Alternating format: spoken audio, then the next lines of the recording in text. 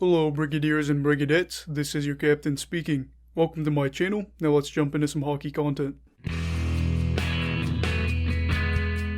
Hello everybody, we are doing a series review of the Minnesota Wild versus the Vegas Golden Knights. Please make sure to subscribe if you have not and give this video a thumbs up if you like the video. So the Vegas Golden Knights have gone the distance with the Minnesota Wild, and boy wasn't it wild. But the Golden Knights win the series 4-3. And they now have won a playoff series 3 times in the past 4 years, at least one playoff series that is. And for Minnesota, it is the 6th straight season without a series win, playoff round win. Now, this was a weird series because for the most part, I think at times it was like either Vegas just outplayed Minnesota or Minnesota found a way to scrape and stay alive. But a combination of things led to these two teams going the distance. First reason, absolutely Cam Talbot. I mean, wow. You know, at times it was a little rocky, but for the most part, he was just spectacular, especially on the PK. He was the second best goalie in the playoffs for goals saved above average for the PK this series, through 6 games at least. And it's insane because Vegas was getting a lot of shots off. And to be completely honest, this likely would have ended in Game 5 had Talbot not went off. I mean, crazy, because the Golden Knights outshot Minnesota 40-13, but still won the game 4-2 because of the empty netter, which was kind of a wild empty netter too.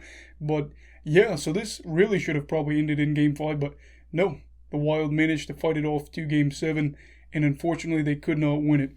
Now, the second thing overall during this series that the Wild were able to hang on by playing with Vegas 5-on-5, as coming into the night, the Golden Knights led the series shots 151-132, but the scoring chances were practically even, with Vegas leading 129-128, and actually Minnesota led for high danger chances. This is all 5-on-5, of course, 50-45.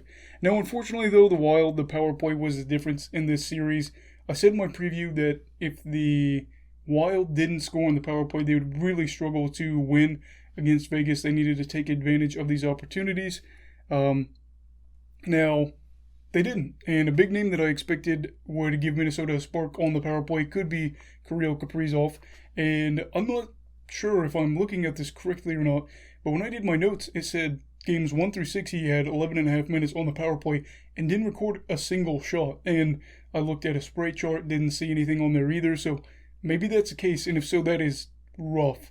He did have a power play goal in this game, and overall, though, it was a rough series for him on the power play. He was 6th out of all players in the playoffs for turnovers per 60 for the power play. And I know it was a small sample size, but it was not a great sample size to work with. Now, Vegas's power play, and again, I pre-recorded this a little bit. When there was about a minute or two left, I started recording, so I didn't see it all. But Vegas was 1 for 11 through the first 4 games and 2 for 15 on the series. And Minnesota was 1 for 9 through the first 6 games, 2 for 11 on the series from what I have here.